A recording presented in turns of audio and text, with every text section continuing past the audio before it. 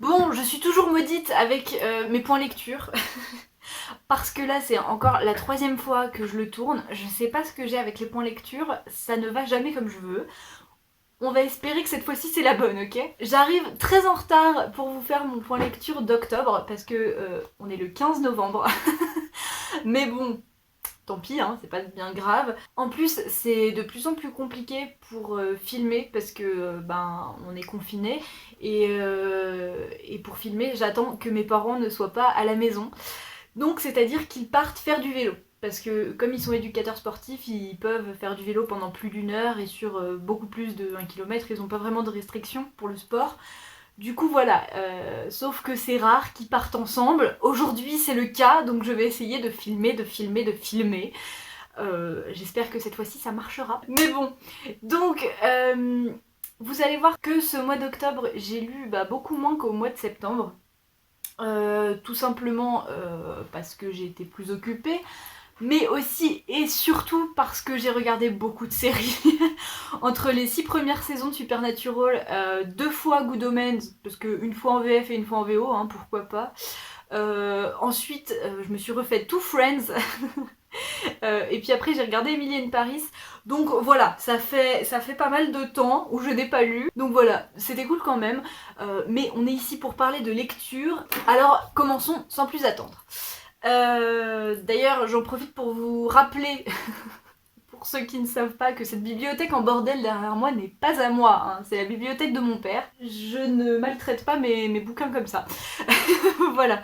Donc, j'ai assez mal commencé ce mois d'octobre parce que j'ai lu Les Grands Cerfs, qui n'a pas franchement été une bonne lecture. En fait, c'est clairement de ma faute, c'est juste un mauvais choix. Je devrais le savoir au bout d'un moment que c'est pas le genre de lecture que j'aime. Mais bon, je me suis un peu obstinée, il y avait ce côté nature, ce côté...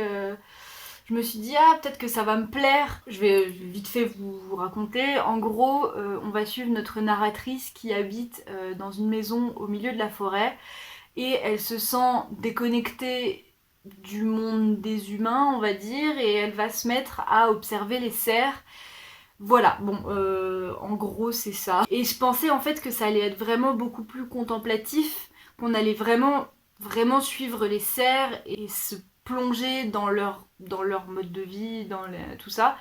Mais en fait, non. En fait, on va surtout parler de la narratrice. On a beau croire que ça va surtout être porté sur la nature et sur les animaux, au final, on va parler quasiment que d'humains et que de sa vie à elle, et j'en avais rien à cirer. Il y a quelques bonnes phrases qui m'ont vraiment accroché au début, ce qui a fait que j'ai continué et que j'ai terminé ce livre.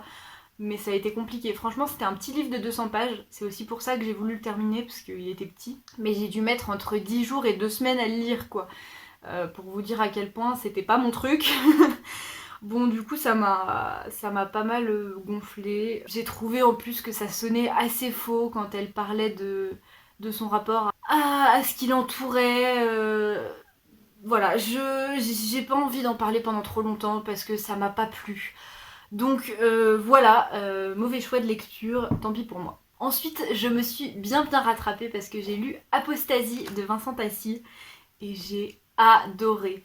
Dans ce roman, on va suivre Anthelme, qui est un jeune homme qui est un petit peu perdu dans sa vie, mais surtout dans ses pensées, on va dire, et qui va un jour tomber sur une forêt rouge, une forêt complètement rouge, et d'où il émane une espèce de magie, on ne sait pas trop, mais ça le fascine, et il va décider de s'y installer.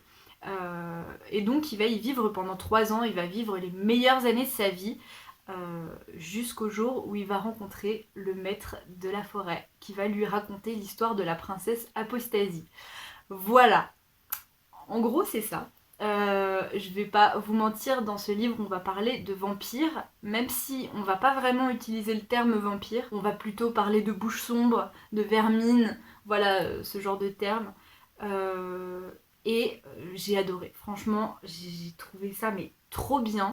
L'histoire était ultra prenante, déjà parce que dans toute l'introduction où on découvre Anthelme, je me suis beaucoup identifiée à lui, et je pense que toutes les personnes qui aiment se plonger dans l'imaginaire, que ce soit dans les lectures ou autre chose, et qui ont une espèce de rupture avec la réalité. Enfin, je pense qu'on peut tous s'identifier à lui quand on s'intéresse aux histoires et aux contes. Je pense qu'on peut vraiment s'identifier à lui, d'autant plus qu'au début, tout ce qu'il fait de sa vie, c'est se balader dans sa forêt et de temps en temps aller chercher des livres à la bibliothèque et lire. Voilà, c'est... Donc voilà, pour dire que je me suis beaucoup identifiée au personnage principal, du coup j'avais beaucoup d'empathie pour lui. Et puis surtout, l'histoire nous amène d'un truc à un autre et on sait jamais vraiment vers quoi ça va aller. Même si on a des éléments au début qui nous présentent des trucs, on se dit bah ça va nous servir plus tard et tout ça. Mais c'est compliqué de savoir quelle histoire, oui. C'est compliqué de savoir quelle direction l'histoire va prendre. Moi j'ai trouvé que j'avais jamais rien lu de commun avec cette histoire et du coup ça m'a fascinée, j'ai adoré. L'histoire m'a vraiment tenue jusqu'à la fin et d'ailleurs la fin, bah, il y avait plusieurs possibilités de dénouement en fait et c'était compliqué de savoir comment ça allait se finir, j'ai trouvé jusqu'aux dernières pages quoi. Et donc ça j'ai trouvé ça vraiment très bien et j'ai été surprise. Et du coup je veux pas vous en dire trop sur la fin. Et je trouve que la plus grande qualité de ce livre c'est la plume. Vraiment, c'est écrit et raconté d'une manière où on peut pas ne pas être plongé dans le livre en fait. On a une plume vraiment très poétique et mélancolique, mais sans jamais se perdre dans des trucs qui vont nous faire décrocher du récit quoi. C'est vraiment très immersif en fait. Et d'ailleurs, j'ai tellement été plongée dedans que la première fois, quand j'ai lu les premiers chapitres, euh, ça m'a mis dans un état pas possible. Je sais pas, je ressentais mille émotions en même temps alors qu'il se passait pas grand chose dans le récit au début. Et j'avais les larmes aux yeux et tout, et je comprenais pas pourquoi. Et en fait, voilà, c'est difficile de mettre des mots là-dessus. Ça communique beaucoup de sentiments et beaucoup d'émotions, et c'est pour ça, je pense que c'est immersif aussi, parce que la plume va va donner vraiment une profondeur au décor qui est aussi très travaillé parce qu'il y a un côté vraiment très esthétique dans Apostasie, des décors et des personnages, mais on reste pas en surface justement, on arrive à vraiment s'immerger dans ce monde-là par les mots qui sont utilisés. J'ai l'impression que chaque mot est choisi, mais vraiment tu pourrais pas en mettre un autre quoi. Et dans un roman de 400 pages, c'est quand même bien, tu vois. Voilà, j'ai trouvé ça génial. Le moindre petit truc est travaillé de manière esthétique, on va dire. Je sais pas comment décrire ça, mais c'est vraiment très beau à lire. Et il y a un truc très intéressant aussi, c'est que il y a beaucoup de références. Donc des références à des poèmes, à de la musique, à des livres, euh, à beaucoup de choses. Il y a toute une histoire autour des asphodèles. Alors je sais pas si c'est une référence à la mythologie grecque, j'imagine, mais peut-être pas en fait. Moi ça m'a fait penser à ça. Mais bref, et en fait il y a beaucoup de références, donc quand tu les as, c'est très chouette, mais quand tu les as pas, tu te sens pas paumé. Tu te sens pas oh mince, je l'ai pas. Bah non, parce que ça s'intègre tellement bien au récit. Voilà, si tu les as, t'es content, et si tu les as pas, ben c'est pas grave. Il n'y a pas besoin de les avoir vraiment pour comprendre l'histoire ou quoi. Et donc ça, j'ai trouvé ça très bien fait aussi. Donc bref, j'ai vraiment adoré. Ça a été un vrai coup de cœur pour moi. Cependant, j'aimerais quand même vous mettre en garde parce que il y a 2-3 petits trucs qui font que ce livre est pas spécialement pour tout le monde non plus. D'abord, il y a des scènes de torture et d'automutilation qui sont quand même assez hard. Donc voilà, si vous êtes sensible à ça, faites attention, il n'y en a pas tout le long du livre, mais il y en a quand même plusieurs et ça peut choquer, voilà. Même si moi ça m'a beaucoup moins marqué que les sentiments que j'ai pu ressentir en lisant ce livre, parce que comme je vous dis, ça fait ressortir beaucoup d'émotions. Mais si vous êtes très sensible à tout ce qui est torture, sang, tout ça, on va quand même parler de vampires, donc voilà, faites attention à ça, voilà. Et ensuite, quelque chose d'aussi très délicat, comme on va parler d'êtres qui sont éternels et qui vivent très mal leur immortalité, on va parler d'une espèce de recherche de la mort, de suicide, voilà. Et il y a toute une espèce de romantisation autour de ça, parce que comme je vous ai dit, c'est un roman qui est très poétique et très mélancolique, donc forcément, on va romantiser des choses qui sont dans la vie très négatives. Donc voilà, selon votre rapport avec le suicide, avec la vie, avec la mort, il faut quand même faire attention avant de lire ce genre de roman. Voilà, je tenais quand même à le dire, mais sinon lisez-le parce qu'il est trop bien. Et un dernier truc sur Apostasie que j'ai beaucoup aimé, c'est un peu du spoil mais pas vraiment, donc écoutez ou n'écoutez pas, faites comme vous voulez. En fait pendant tout le livre, l'histoire n'est pas vraiment située, du coup on sait pas vraiment à quelle époque ça se passe, où ça se passe, ni rien. Donc c'est vraiment flottant, c'est comme si c'était un autre monde et tout, surtout avec tous ces éléments surnaturels. Et à la fin, on comprend que ça se passe en fait à notre époque. Et surtout que on apprend que ça se passe en Haute-Savoie. Et j'étais là, oh là là, ça se passe mais juste à côté de chez moi. Et en fait, du coup, comme tout paraissait magique et tout ça, quand j'ai eu cette information, j'étais en mode waouh, mais en fait c'est réel. Et j'étais encore plus à fond. Enfin, ça m'a fait trop plaisir de voir que ça se passait pas loin de chez moi. Donc voilà. Et ensuite, Halloween approchant, j'ai eu envie de lire des livres en rapport avec cette période. Et surtout, il y en avait un que j'attendais depuis pas mal de temps pour le lire parce qu'en fait, l'année dernière, je l'avais acheté juste après Halloween, quoi. Et je voulais vraiment attendre cette période pour le lire. Et donc, j'ai lu Sombre citrouille. J'ai enfin pu le lire cette année.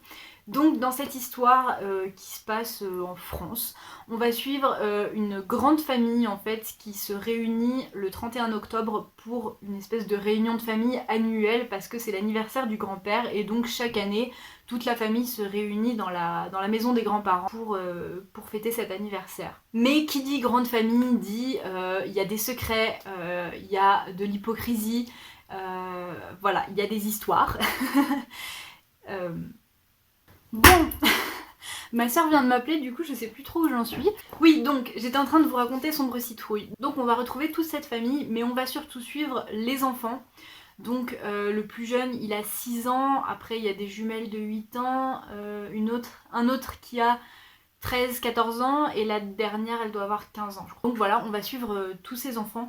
Les points de vue vont changer en fait au fil de la lecture, mais en fait certains on va les suivre à la première personne et d'autres à la troisième personne.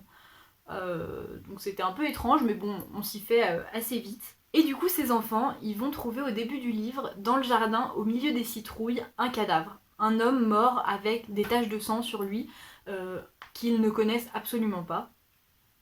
Et au lieu de se dire on va peut-être appeler la police ou on va le dire au moins aux adultes, ils vont le cacher. Voilà. Et donc on va suivre toute cette histoire où on va découvrir au fur et à mesure les secrets de la famille, toutes les histoires cachées, ce genre de choses. Et on va finir par comprendre qui est ce cadavre qui est retrouvé là au milieu des citrouilles. Avec ce résumé, moi je m'attendais vraiment à beaucoup aimer, surtout que quand j'en avais déjà parlé sur la chaîne, il y a plusieurs personnes qui m'ont vraiment dit que c'était trop bien, qu'ils avaient vraiment bien aimé et tout ça. Mais malgré tous ces éléments, les secrets de famille, le fait que ça soit le jour d'Halloween, les citrouilles, l'automne, les secrets, le cadavre, le machin, je m'attendais à ce qu'il y ait vraiment une ambiance vraiment palpable autour de tout ça, une ambiance qui émane vraiment de cette histoire, parce que on pourrait s'attendre à vraiment quelque chose qui nous immerge dans l'ambiance d'Halloween et tout ça. Et finalement, pas du tout. Enfin, je veux dire, ça aurait pu se passer au beau milieu de l'été, au printemps ou au milieu de l'hiver, à Noël, ce que vous voulez. Je trouve que ça n'aurait rien changé à l'ambiance. Il n'y avait vraiment pas de côté un peu mystérieux, même cette ambiance secrète famille, je l'ai pas retrouvée dans ce livre et du coup j'ai été pas mal déçue par ça. Alors après, il y a le fait que ce livre est passé juste après Apostasie. Donc je me dis que c'est normal si j'ai quand même beaucoup moins ressenti les choses parce que dans Apostasie, l'ambiance est aussi tellement travaillée pour faire ressentir beaucoup d'émotions que là, forcément, quand on lit ça après, ça paraît beaucoup plus désuet, beaucoup plus simpliste. Et du coup, première déception, j'ai pas eu ce que j'attendais. Et c'est bien dommage, quoi. Je m'attendais vraiment à me plonger dans l'ambiance d'Halloween, de fin octobre et tout ça, et je l'ai pas ressenti du tout, ça m'a beaucoup déçue. Après bon, ça je m'en suis rendu compte assez vite, donc je me suis dit c'est pas grave, on va se plonger dans l'histoire même si y a pas l'ambiance que j'attendais et tout. Et en fait, je sais pas comment dire, l'histoire est plutôt sympa, même si les personnages prennent des décisions un petit peu incongrues, hein. Genre, oh, tiens, un cadavre dans le jardin, planquons-le. Comme ça, on gâchera pas l'anniversaire à papy. C'est clairement ça. Il y a aussi et surtout le fait que j'ai trouvé que c'était pas très bien raconté. Parce que autant j'aime beaucoup dans les romans quand le point de vue change, et ça m'a pas tellement dérangé qu'il y ait deux personnages qui soient racontés à la première personne et que les autres soient racontés à la troisième personne. Mais en fait, j'ai trouvé que tous les personnages étaient pareils, alors qu'ils avaient pas du tout le même âge ni rien. Mais ils avaient l'air de penser, de réfléchir tous de la même façon, que ce soit le petit de 6 ans ou celui qui a 13-14 ans, ce qui n'est pas très réaliste en fait. Le gamin de 6 ans, quand on le suivait, on n'avait pas du tout l'impression qu'il avait 6 ans, quoi. Et je l'ai vraiment pas du tout ressenti, j'avais l'impression que tous les personnages étaient pareils, et du coup, bah ça m'a encore moins plongé dans le récit, et ça manquait beaucoup de réalisme, quoi. En plus, pour rajouter à ce manque de réalisme, le plot twist, le gros retournement de situation à la fin du livre, c'est une lettre que un des enfants va trouver et va lire. Mais le problème, c'est que cette lettre, quand on la lit dans le truc, ça fait pas du tout lettre. C'est écrit de la même manière que tout le reste du récit. Et surtout, dans cette lettre, il y a des dialogues même assez longs, ce qui n'est pas vraiment réaliste pour une lettre. Et je sais que ça arrive de temps en temps dans les romans, et ça me dérange en général, parce que quand t'écris une lettre, si tu veux raconter un dialogue, tu écris en paroles rapportées. Je sais pas vous, si vous deviez écrire une lettre et que vous deviez rapporter une conversation, vous réécriviriez pas chaque parole, parce que déjà tu peux pas te souvenir de chaque parole d'une conversation. À la rigueur, tu marques quelques phrases marquantes, quelques échanges marquants, quelques citations, mais sinon tu racontes vite fait ce qui s'est dit. Mais là, la lettre, elle était écrite comme le reste du récit du roman. Et du coup, on avait des fois une page presque entière de dialogue avec des tirets comme ça. Et du coup, ça faisait vraiment pas lettre. Et ça m'a encore plus sorti du récit, quoi. Voilà, j'ai été pas mal déçue. Est-ce que c'est parce que j'en attendais trop après avoir lu Apostasie et surtout après avoir attendu de lire ce livre depuis plus d'un an et j'étais persuadée que j'allais adorer? Sûrement. Je pense que j'en attendais trop, mais même sans ces attentes, même si je pense que j'aurais pas non plus apprécié vraiment à fond, j'aurais peut-être mieux aimé, j'aurais moins relevé les défauts, mais je pense que ça m'aurait pas convaincu quand même. Après, je sais que y a une BD qui est adaptée de ce roman, alors comme ce qui me gêne principalement dans cette histoire, c'est la manière dont c'est raconté. Peut-être qu'en BD, ça me plairait plus, parce que l'histoire est plutôt sympa en plus. Donc, je sais pas. Si un jour j'ai l'occasion de la lire, je pense que je la lirai. Mais le roman, il m'a pas convaincue. Ensuite, après ça, j'ai lu une BD que j'ai adorée. Donc, c'est Yaga. Mais je saurais pas trop comment vous en parler en fait. Parce que j'ai vraiment, vraiment beaucoup aimé. Mais j'ai l'impression que ça se raconte pas vraiment. Et c'est d'ailleurs pour ça, j'imagine qu'il n'y a pas de résumé sur la quatrième. Pour faire simple, c'est les origines stories d'une sorcière. Comment cette jeune fille a fini par devenir une sorcière. Quels sont les événements qui lui sont tombés sur la gueule et qu'elle a dû traverser pour finir par tourner comme ça. Et donc voilà, et même là j'ai l'impression d'en avoir trop dit. Donc je vais essayer de pas trop m'étendre, mais je vous la conseille vraiment. Déjà, moi qui suis très très difficile en BD parce que il faut vraiment que les dessins me plaisent à fond. Et en général, la plupart des BD, ça me plaît pas trop. Ça dépend lesquels, mais vraiment, il faut vraiment que j'ai un gros coup de cœur sur le style graphique pour aimer une BD. Et ça, déjà, je l'ai trouvé vraiment magnifique. Je vais essayer de vous mettre quelques planches pour vous faire une idée, mais franchement, j'ai trouvé ça trop beau. Et en plus, l'histoire est vraiment géniale. Genre, c'est vraiment très très prenant. Comment on va suivre cette femme au long de pas mal d'années de sa vie, en fait, sur plusieurs périodes. Les événements vont s'enchaîner les uns après les autres. Mais de manière quand même assez naturelle, mais c'est-à-dire qu'on va pas s'attarder sur des détails qui vont pas nous servir. Vraiment, ça va droit au but. On va parler cette période, ensuite on fait un saut dans le temps, cette période, nanana. Et j'ai trouvé ça vraiment très bien fait. Franchement, c'est prenant, je l'ai pas lâché une seconde. je l'ai lu d'une traite, c'était trop bien. Et en plus, il y a vraiment une ambiance très particulière qui se dégage de cette BD que j'ai adorée. Donc voilà, je vais vous laisser la découvrir par vous-même, mais franchement, c'était trop bien. Et enfin, j'ai terminé ce mois d'octobre avec une des meilleures lectures de ma vie. Clairement, une des meilleures lectures de ma vie, parce que j'ai relu Coraline, enfin. Je n'avais pas relu ce roman depuis, je pense, plus de 10 ans. Et franchement, j'ai trop aimé. C'était déjà un de mes livres préférés quand j'étais petite. Et du coup, il y avait aussi ce truc de... Comme j'avais tellement aimé et tellement... J'ai beaucoup relu ce livre quand j'étais petite. J'en ai gardé un tellement bon souvenir que j'avais un peu peur d'en attendre trop et d'être déçue. Et franchement, j'ai pas été déçue une seule seconde. Celui-là, je l'ai lu d'une traite le 31 octobre en une seule fois. Il faut dire que c'est un petit livre, mais pourtant, il se passe beaucoup de choses dedans. C'est vraiment trop bien. Donc, si jamais vous connaissez pas Coraline, bah déjà, qu'est-ce que vous attendez? Lisez-le. Hein. Mais donc, dans ce livre, on va suivre une petite fille qui emménage avec ses parents dans une nouvelle maison, en fait dans un nouvel appartement qui est dans une grande maison qui a été séparée en plusieurs appartements. Donc elle a deux voisines en dessous qui sont deux vieilles dames qui sont d'anciennes actrices. Au-dessus elle a un voisin un peu étrange qui élève des souris de cirque, voilà. Et il y a un autre appartement qui est vide. Et Coraline, c'est une petite fille qui adore explorer. C'est sa passion, elle explore, elle explore, elle explore. Mais elle s'ennuie aussi beaucoup, surtout quand elle peut pas explorer. Et en fait, dans sa maison, il y a une porte qui donne sur un mur de briques. On peut l'ouvrir, mais derrière, en fait, c'est tout simplement un mur qui a été fait parce que, comme je vous dis, la maison est séparée en plusieurs appartements. Mais un jour, qui fait mauvais, donc elle peut pas explorer, et en plus ses parents ne sont pas à la maison, elle va décider de réouvrir cette porte, même si elle sait très bien que derrière il y a un mur en briques. Mais il y a quelque chose qui l'attire, elle va ouvrir cette porte et au lieu du mur, elle va voir un couloir sombre. Alors elle adore explorer, donc elle va y aller. Et derrière ce couloir, elle va découvrir son autre appartement avec son autre mère et son autre père et ses autres voisins.